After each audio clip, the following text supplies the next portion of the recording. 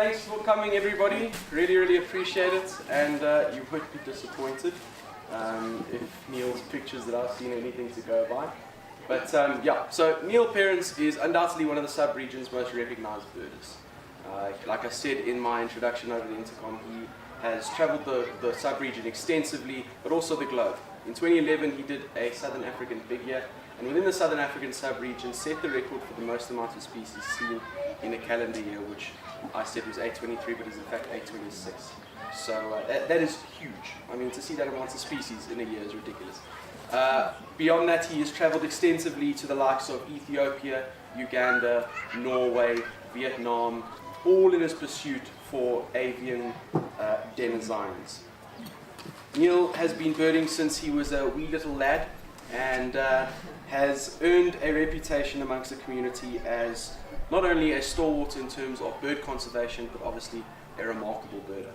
He now runs and operates bird tours through Busted's Birding and does tours internationally with obviously a focus on energetic and diverse bird tours.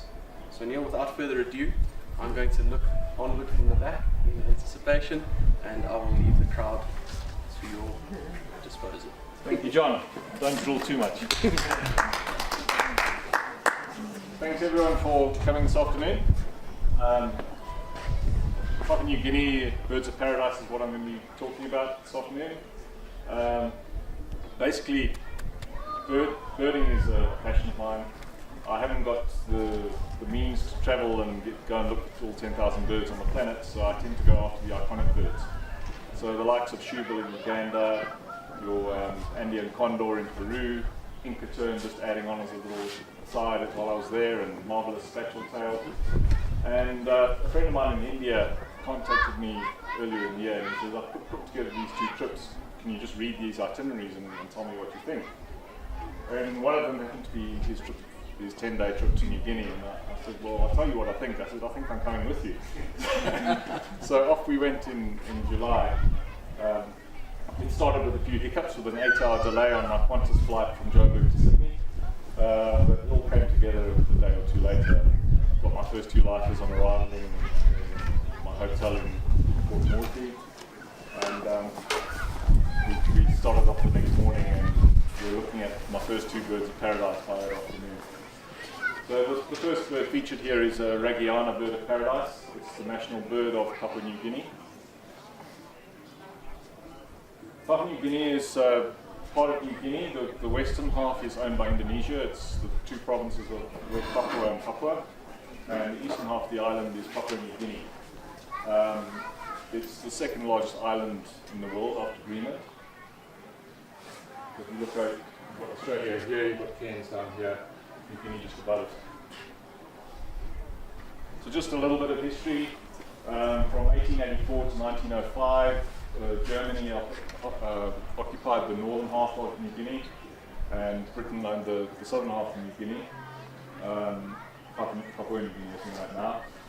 In 1905, Britain handed over the rule of the southern half to Australia, and the Germans were kicked out in World War I. In World War I, they arrived there. From then on, it became territory of Papua was the British half, and New Guinea was the north. After World War II, they combined the 2 into Papua New Guinea. And it was only as recent as 1975 that it became its own sovereignty, so under the rule of Queen Elizabeth. Population is 8 million.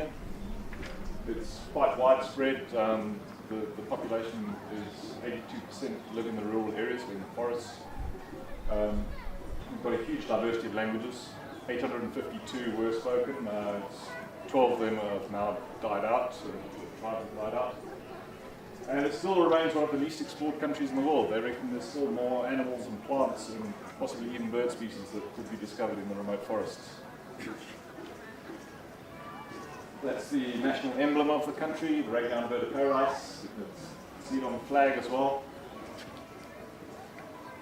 So we arrived, we set off from Port Moresby early in the morning. We flew into Mount Hagen and travelled to a lodge called Kiunga Lodge, very well known in birding circles, where they put fruit feeders out for the birds.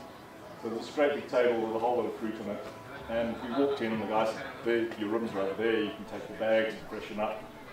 And glanced out the window, and all of us, the whole group, glanced out the window and we just saw this activity and threw the bag in the room and out there binoculars and cameras. And this is one of the first species we saw. It was my first bird of paradise. It's a brown sickle-bill female. The males unfortunately don't come into the feeders. They're a very impressive bird with a huge long black tail.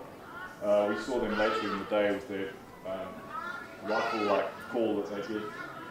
But this female sickle-bill was basically taking her bill, slicing off a piece of fruit, throwing it up in the air and catching it with this bright, luminous gaze that they had, bright blue eyes, Franklin Archer eyes.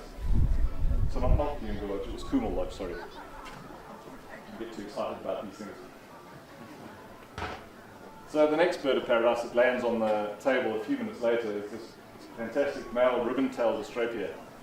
It has the distinction of having the longest tail to body ratio of any bird in the world. So in breeding plumage it grows these long two white tail streamers that grow up to 4 feet long. The bird's about a foot long. And it's got this crazy green feathers. Next 10 minutes, the advanced birding so these are, it's just been growing its tail feathers, so those will grow to about 3 times that length on the left, and then on the right you've got the female brown sickle-bill. From the lodge, from Kumal Lodge, there's various other locations where the birds have left. All the birds of paradise come into a regular site where they elect for the females. We went up to a place called Kokio Ridge, and we arrived there and we could hear this damn bird calling from deep in the thickets. And they're very closely related to crows, surprisingly enough. So they've got, as a crow or a jay has, rather a harsh call. You just hear coming from inside the bush. Come out and show us yourself. Eventually it did. It flew up high into a tree, and this is a lesser bird of paradise. But it kept us waiting. So while we were waiting, this bird, nondescript little bird, flies into the tree. I said, "That's a female something or other. That's a female bird of paradise. Look!" And so everyone got onto this bird. It was there for a couple of seconds and disappeared. But it's a female, magnificent bird of paradise. The males, obviously, the females are very dull. The males are just crazily plumaged, with these bright blue legs. So we actually saw a captive male later on the trip, but it's a pity we didn't see the male displaying, but at least we got to see one of the species in the wild.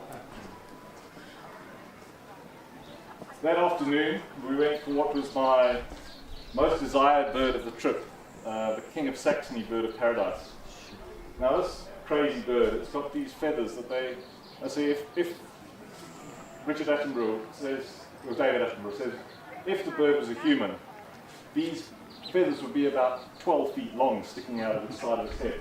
So you can see these two feathers coming out there. And I'll show you in the next slide. I've stolen the picture off the internet. But unfortunately it was quite distant, but it did its full display for us in the tree. And to see what it really looks like, it's just crazy. So it chooses a thin little branch like that, and it sort of bounces up and down on this branch and waves these feathers around, and then it's able to move these feathers, and these feathers start waving about, and it starts crackling away in this horrible call that it's got. But an amazing looking bird. So I'd seen that, my trip was made, and we were still in the first location. The next morning we went out. The guy said, "We've seen bluebird of paradise up on the ridge there. It's a very, very long walk, a hard walk up there." I'm still struggling from jet lag. Okay, so we go up there, we walk about 100 metres up the hill, and he says, "Look, this is where we see it." I said, "This is the walk? This is a hard walk?" And then we stood waiting, and again you can hear calling up on the ridge. And one of the guys, or the local guys, he says, "There's the blue." And this bird glides down and lands on this bare branch. Bluebird of paradise, this big Walt Disney type pattern around the eye, this white around the eye. And I've watched a video of David Attenborough where he does an imitation of this. He says, "This is an amazing bird of paradise. What it does, it just falls backwards when it displays." It literally does. It holds on with its claws and it falls off the branch with its plumes of its wings sticking up, bright red plumes. Great big long spines of its feathers sticking out the bottom. And we saw 3 of them. They just gave us an incredible view. The other guys had got them distant up on the ridge the day before, so we thought we might not see this bird. And everyone that was on the trip with me, that was their bird, the bluebird paradise. So while we were there, the local guide said to us, he says, we can see superb bird of paradise here. And this is the one when it displays, it flaps its blue bib out, this blue bib you see here, flaps that up, folds it over its head, and it's got these 2 bright blue feathers on the back of its head, and they look like 2 little eyes, and it waves around and runs up and down this branch with the female. So it landed on this branch, as you can see on the left, and I saw this thing land and run along the branch. This is a superb bird paradise, and I'm the only one who's got this little gap to see it. And everyone else is going, where? Dragging them in front of me, trying to shove it through that hole. Anyway, it took off and went up into this tree, and then it was about 20 meters above us, but at least we could see it. So we didn't see the full grinning blue face and eyes, but we got to see a pretty good look at that special bird. Changed its name recently, they've been split. At the time of watching my first documentary on these while preparing the slideshow, there were 39 birds of paradise, 39 species. There's now 43. I think this has been split 3 ways. The Pretoria has been split a couple of ways. We went on to the next location, Yunga, and the guide says to us, right, what we need to do, we need to get to the site by 4 o'clock. He says at 4 o'clock the birds will come and start displaying. 4 o'clock? Why? Why don't they come at 2 o'clock? Why don't they come at 3:30? Why 4 o'clock? So we got there at 4:45. About 5 to 4, 1 bird flew in. At 4 o'clock, another 6 birds flew in. And it was 4 o'clock. And they start doing this crazy display. And they flip their tail plumes up in the air and they squawk away. And it's just a horrible noise. And a female comes and lands on one of those dead branches next to them, and just all hell breaks loose. They start spinning around, waving their plumes in the air, and she says, okay, I'll have you. And off he goes, mates with her, and she disappears. Apparently they're quite aggressive, so after mating, they'll sort of start having a good old go at the female, so she gets the hell out of there as soon as she's finished mating with her. But why 4 o'clock, Neil? That was the time they came. Why? It was their time. 4 o'clock every day, that's the time they come. It's just the sun's starting to go down, the sun catches the plumes of their feathers just at the right angle, so that's the time they come to show off. Fairly near to the Greater Bird of Paradise Lake, there was a lake of this little king bird of paradise. It's the 2nd smallest bird of paradise after Wilson's. And it's typically of a bird, being one of the smallest birds of paradise, it chooses the highest spot to display it. So this vine that it chooses was about, 25 meters up in the tree. And he's got these crazy little tail feathers with a little twist on the end, a little feather on the end, and these little green feathers that he pops out the side of his head when he's displaying. And as he jumps up and down this vine. Then he disappears, and half the group's going, where was it? Where is it? What? You didn't see it? And wait another 10 minutes, it comes back and does the same thing. So we were quite lucky to get news of that. The next day we went up a river called the Elevala River, and they've got a couple of sites they know called 12 Wired Bird of Paradise. This one has a bright green luminous gate, as it calls the female, and these 12 wires that come out of its tail. And again, listening to David Attenborough, what it does is, we saw it, we didn't see the female come in, but we saw it going up and down this dead branch. And it goes up, forward, and it goes down with its feet pointing down. And when the female comes in, it goes up, it turns around down, and it whips her with these 12 wires. Very romantic. It's a very bizarre looking bird, and it's got this ruff around its neck which raises this as it displays. And just gives us one syllable call. And opens his mouth wide like that. Then we went to our last location, which was near Port Moresby, Barry Rata National Park. It's the only national park in Papua New Guinea. These ones arrived at 4:45, so we had to get there a little earlier. So we got there, and again, you can hear them all over the place in the forest, but you just can't get to where they're lecking. But there's one known site where you can get to, and we went up there, and there's one bird, and it's just sitting there. And sit there 5 minutes later, next one comes in, and suddenly another 4 come in, and they just start going berserk. And then the female arrives, and then that's it. It's like one of those things you used to stick on your pencil, those little trolls with fuzzy hair, just plumes up in the air, going absolutely berserk. It's absolutely fantastic to see. Then some of the birds of paradise, apparently the oldest group of them, are the most closely resembling to the crows that they're related to. This is a manicode. We saw trumpet manicode and glossy mantle manicode. Doesn't have much of a display. What it does, it gives us low, mournful hoot and just puffs out its wings. So just there. And just sits and does that for about an hour or so. Then we'd heard these, and the rifle birds have a bit of a story, which Debbie knows. We looked for superb rifle bird in Australia. And we went to 3 places. The guy said, I see them here every time I come, and we didn't see them. Went to the one lady's house. She said, oh, she had a female in a tree here last weekend. Didn't see them. So finally, after hearing these all over Waverley, you can hear them growling away in the trees. And the guy says they were always higher up in the trees. And this thing flew in and started clambering up the tree. I quickly snapped a shot. So finally, I had a rifle bird on my list. And quite a big bird. I'd say related to a crow, it is almost crow size. Then it wasn't all about birds of paradise. We saw 15 birds of paradise of the 37 that occur on the island. And this is one of the birds that came into the fruiting tables at Gilmore Lodge. So this is Graham's tiger parrot. These common smoky honey eaters, very, very common up in the highlands, and they were all over the fruit tables. They would come in, and they've normally got a yellow face wattle. And they come in, start pecking on their piece of fruit, and another one would arrive. They go, turn around, look at this other bird, and the face goes bright red. Other bird hops away, face goes yellow again, and it happens in a split second. It's amazing how quickly it can change. Then another one that came in to feed there, around not on the tables, but on the small conifers that were around there, is the crested berrypecker, a very attractive bird.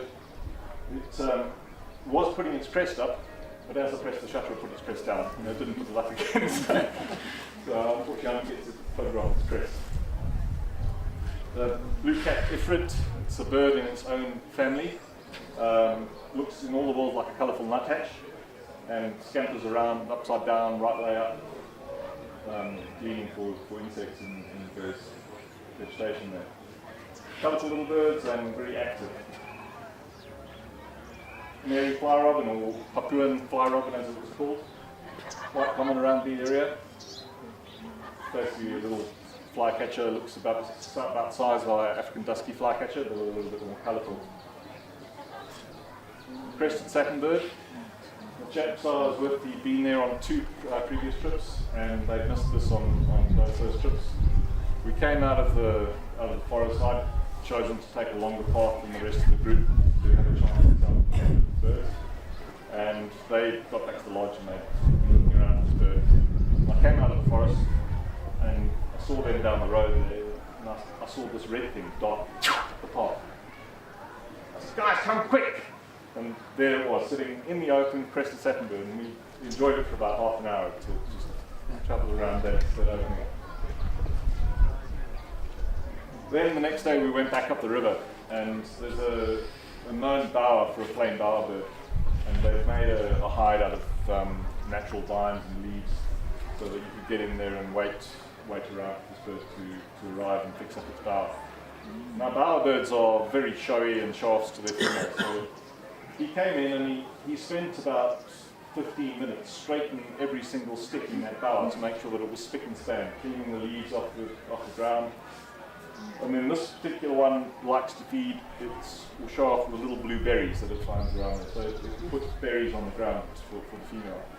We waited for 4 hours, it came in 4 times, each for about 5 to 15 minutes, and never brought its female in for us. The previous day they brought the female in, and the guys are showing us photographs they've got of this thing with its puffed up head, and the pupils, what it does to impress the female, it dilates its pupil. In and out, in and out. And if you look up the videos on YouTube of flame bowerbird, you can see this. It's amazing. Unfortunately, we didn't see it, but nonetheless, we're standing there in half darkness, and you're just looking at the tower. And next thing, what's that red and yellow thing that just fell? Is that a leaf? And out it hops into the open. A brilliant coloured bird hops out of the open. Absolutely fantastic. Another bird that I had high on my wish list was paradise kingfishers. Just amazing looking birds, and you think, oh well, that's nice, bright blue, bright red bill, brilliant white tail feathers. You must be able to see that easily. This thing just blends into the forest. The guy says, it's sitting up there. No, he's just left of the trunk. Oh, there it is. And how that bird blended in, I don't know. We saw 2 species, and they're both of them absolutely impossible to see if they're sitting still. And then another one that's quite cryptic to see, a family of Papuan frogmouth. We pulled up under this banyan tree, and the guide says, oh, they'll be in this tree. So we got out, and one guy in the group just could not get onto these. Fortunately, the guy had pointed. He pointed it on the tail of the bird. He says, you see it now? He says, no, I can just see that branch you're pointing at. No, that's the tail of the bird. But it really do look like a dead branch of the tree. Plenty of fruit doves, all pretty bright coloured. Again, impossible to see in the forest that they like to inhabit. This is one we saw on the university grounds. Barry Rata again. I was talking to one of the Maltese guys that was with us about gyre falcons. I said, yo, we're gyre falcons, this, that, and the other, and what's that? And there's these 2 owls sitting there. And they just sat and stared at us and glared at us and let us photograph them. And we looked at them in Australia as well, so we're quite happy to get that on the also Barry Rata. Brown-headed paradise kingfisher, we've heard them calling, typical kingfisher cackle that lives in the forest, and we looked and we climbed down, almost fallen down steep slopes looking for this bird, and eventually got onto it. And again, there's a thing that looks like a dead leaf hanging from a tree, but no, that's the kingfisher sitting with his facing you. Brilliantly coloured bird. Yellow-billed kingfisher. What size is that, the body of that? Body of the kingfisher is about a little bit smaller than a brown-headed kingfisher, and then we've got to see with the long streamers. This is yellow-billed kingfisher. It's a forest kingfish. You can see it's got a massive eye compared to a normal kingfisher. Hunts lizards and insects in the forest. Then they've got a known roost. If you look at the photographs from Barry Rata of Bard out of Nightjar, it's even on the poster as you come into the park. It's the same roost that these birds have. We went to this roost, nothing. Where is the bird? And then no, there's another tree with a hole in further on. We went along, and there we see this thing with these whiskers poking out of the hole. And it decided it wasn't happy with just seeing us out of the hole in the tree, and it flew out and landed on this branch. And so we managed to get some pretty good pictures of this little nocturnal bird. Anyway, Bustards is starting to run trips to Papua New Guinea. Basically, I was doing my scouting trip.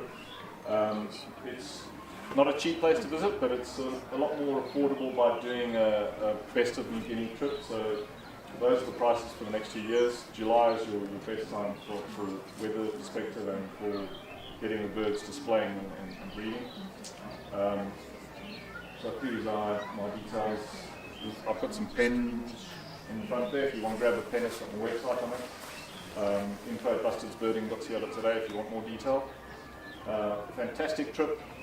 The food, you don't get sick. local guides are brilliant at making sure you don't get into any difficulty. It's like South Africa, it's probably a little bit safer than South Africa. There are areas that you don't go to, so a couple of the groups did get into difficulties after us, but they went to the areas that the locals said don't go to. So listen to the local guys, listen to your leaders, and you should be absolutely fine. And we take safety very seriously, so we don't go to those areas. If it means missing a bird, then you miss a bird. We don't do that. So it's a safe place, it's a comfortable place to stay. Yeah, it's not the cheapest place to go, but the rewards are definitely there. So thank you very much for listening to me this afternoon and indulging me in my passion, and look forward to seeing all of you in the future.